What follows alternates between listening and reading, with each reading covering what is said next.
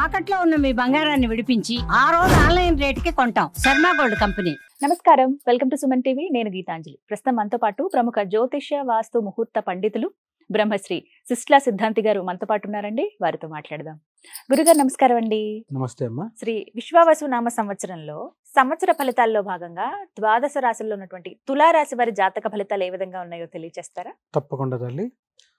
ముందుగా తులారాశి వారికి సంబంధించి శ్రీ విశ్వావసునామ సంవత్సరంలో అందరికీ కూడా శుభకరం మంగళకరం అవ్వాలని కోరుకుంటూ శుభాశీస్సులు శుభాకాంక్షలు, విశ్వావసునామ సంవత్సర శుభాకాంక్షలు.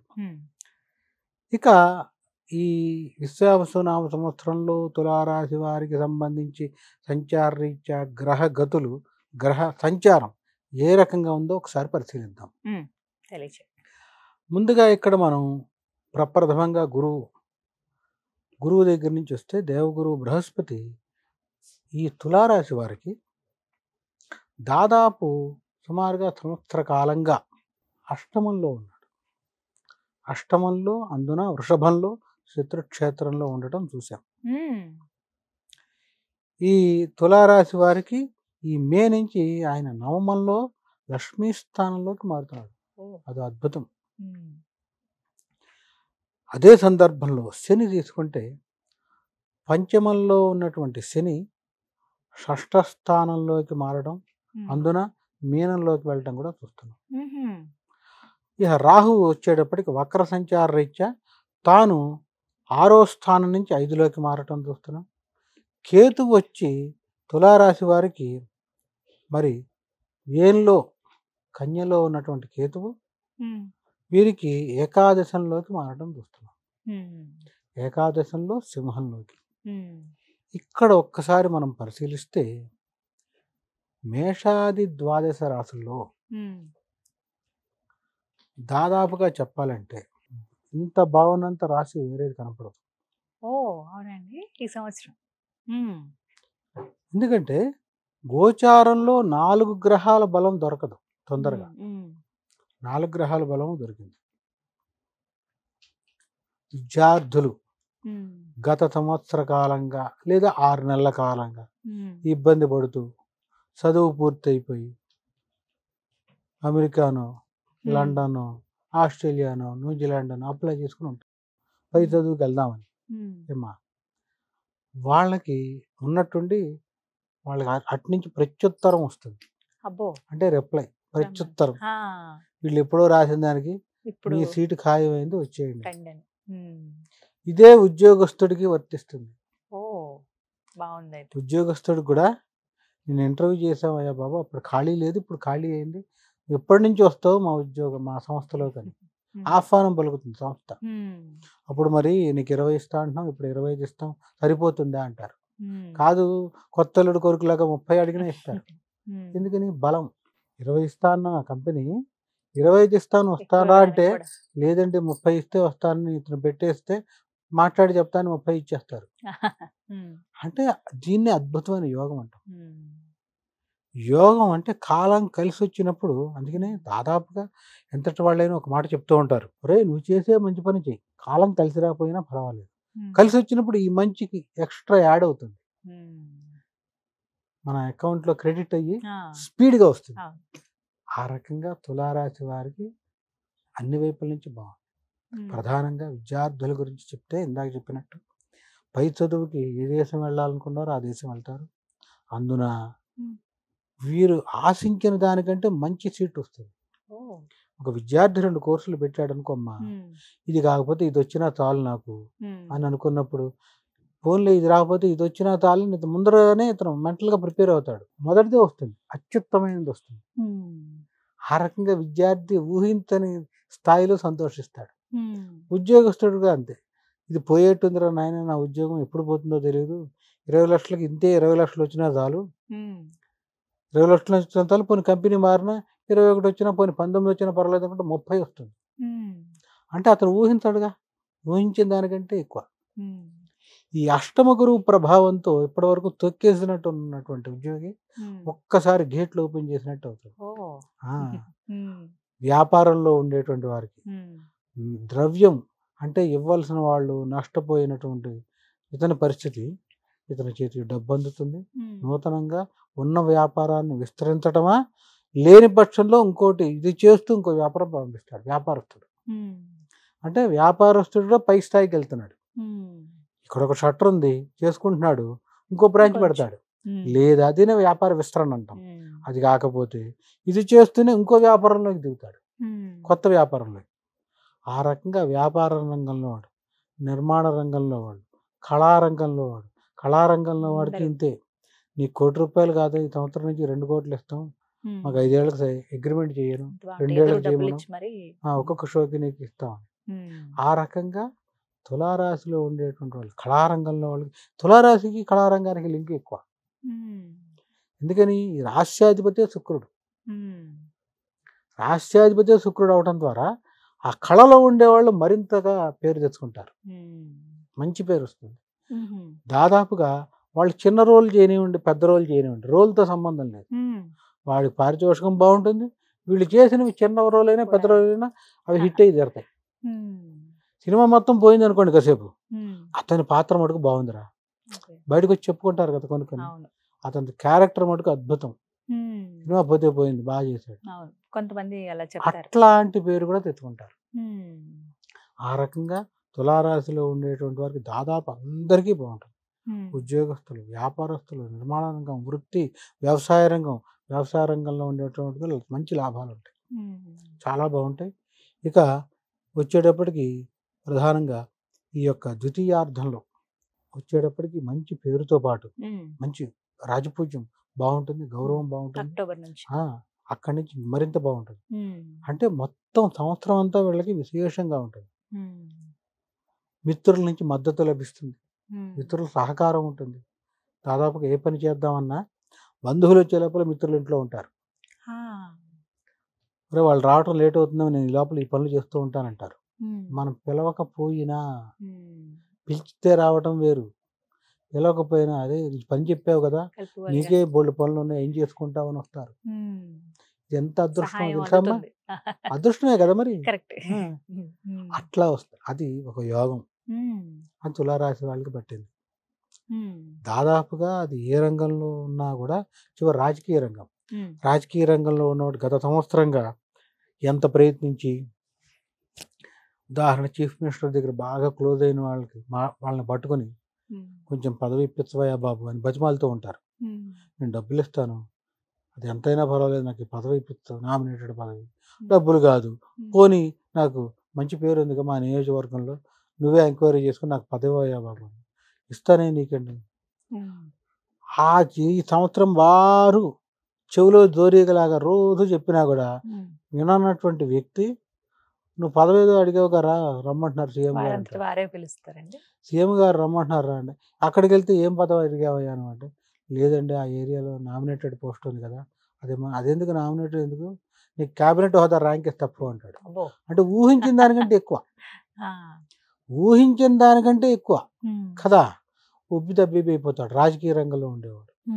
అట్లా రాజకీయ రంగంలో ఉన్నవాడు కూడా అతను ఊహించిన పరిధి దాటిపోతుంది.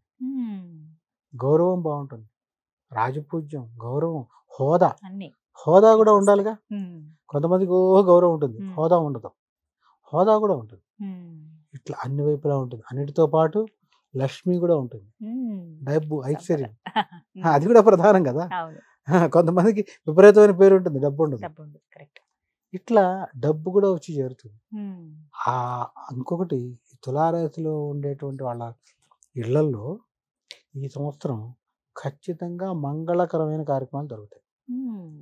నూతనంగా ఇల్లు కొంటామా, వాహనం కొంటామా, లేదా వాళ్ళ ఇంట పెళ్లి జరగటమా, అబ్బాయిదో అమ్మాయిదో, లేదా దానికి సంబంధంగా ముడిపట్టమా, అంటే ఖాయం చేసుకుంటారు ముడిపట్టం, అట్లా.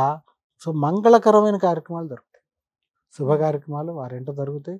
ఖచ్చితంగా 10 మందికి వీళ్ళు భోజనం పెట్టే స్థితిలోకి వెళ్తారు, 10 మందికి అవకాశం ఇస్తారు, 10 మందికి పిలిచి శుభ కార్యక్రమాలు చేస్తారు.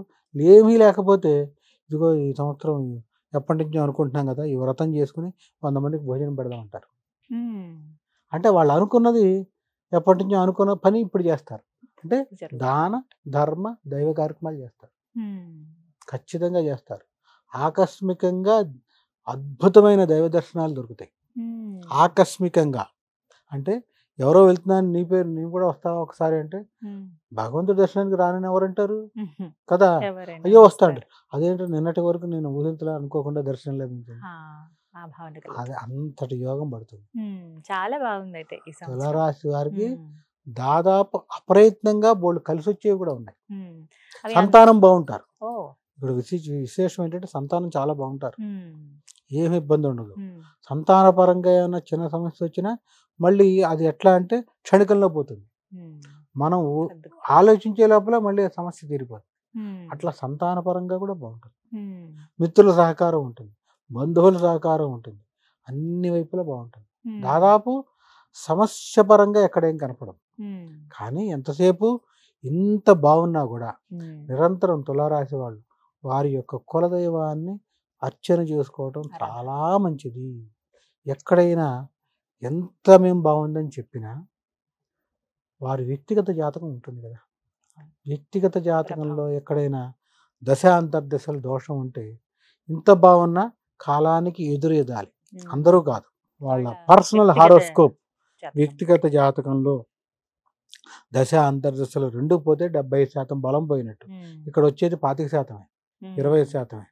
అందుకని అక్కడ కూడా చూసుకోవాలి. ఇంత బాగుంది కదా, ఇలాంటి టైంలో మన జాతక చక్రంలో కూడా ఎలా ఉంది చూసుకొని ఏదైనా కొత్త పని ప్రారంభించాలంటే చూసుకోగలిగితే అద్భుతం. అప్పుడు ఉమ్, అలా చేసుకోగలిగినాడు తులారాశి వారికి ఎలాంటి ఇబ్బంది లేదు. ఉమ్, అది ఆ మొత్తం మీద తులారాశికి అయితే చాలా బాగుందమ్మా. ఉమ్. కులదైవ ఆరాధన ప్రధానం వీరికి. చాలా చేస్తూనే ఉండాలి, ఉమ్, చాలా చాలా అవసరం. ఉమ్. దాదాపు తులారాశి అని కాదు, ఎవరైనా కూడా ఇది చాలా నిరంతరం ముఖ్యమైనదండి. చాలా అవసరం. కులదైవాన్ని విస్మరించి చేయకూడదమ్మా. ఉమ్, ఇందాక నేను మనం మాట్లాడటంలో కూడా ₹1,00,00,000 కాదు, ఎన్ని కోట్లు ఖర్చు పెట్టినా ఉమ్, మొత్తం పొద్దున నుంచి సాయంత్రం వరకు అద్భుతంగా అభిషేకాలను, చండీ హోమాలు, ఇంకోటో చేశారు అనుకుందాం. ఉమ్, లైవ్ టెలికాస్ట్ ఇచ్చారు, ఎవరికో చేశారు, మొత్తం అందరూ చూడాలి యూట్యూబ్లో అని పెట్టారు. బాగుంది, నిజంగా భక్తిగానే చేశారు అనుకుందాం. కానీ ఈశ్వరుడు ఏం చేస్తాడంటే చూస్తాడు, ఉమ్. ఇంత చేశాడు కానీ కులదైవానికి చేశాడా లేదా, ఓ. ఫలితాన్ని ఆపేస్తాడు ఇవ్వడు. ఉమ్మ్. అంటే ఫలితం రాదు అని చెప్తారు. అందుకని ఉమ్మ్. కులదైవాన్ని విస్మరించకూడదు. మీ ఇంటి కులదైవం ఎంత చేసినా వెంకటేశ్వర స్వామి గారి అనుకోమ్మా, వీళ్ళ తాత తండ్రి వెంకటేశ్వర స్వామిని పూజించారు. ఉమ్మ్. చివరి ఘట్టంలో ఏం చేయాలి, వెంకటేశ్వర స్వామి వారికి సంబంధించిన అర్చన, అష్టోత్తరం, వెంకటేశ్వర స్వామి దీపారాధన ఏదో చేసి ఒకటి చేసుకో. ముగించాలి. ఉమ్మ్. అలా కాదు, వెంకటేశ్వర స్వామి కాదు, దుర్గా అమ్మవారు లేదా గణపతి, సుబ్రహ్మణ్య స్వామి ఎవరో ఉంటారు, ఉమ్మ్. ఆంజనేయ స్వామిను లేదా శ్రీరాముడను, వారికి సంబంధించి కూడా చేయాలి. ఉమ్మ్. ఎవరైతే వారి ఎవరైనా ఆరాధన చేయాలి. ముఖ్యం. ఉమ్మ్.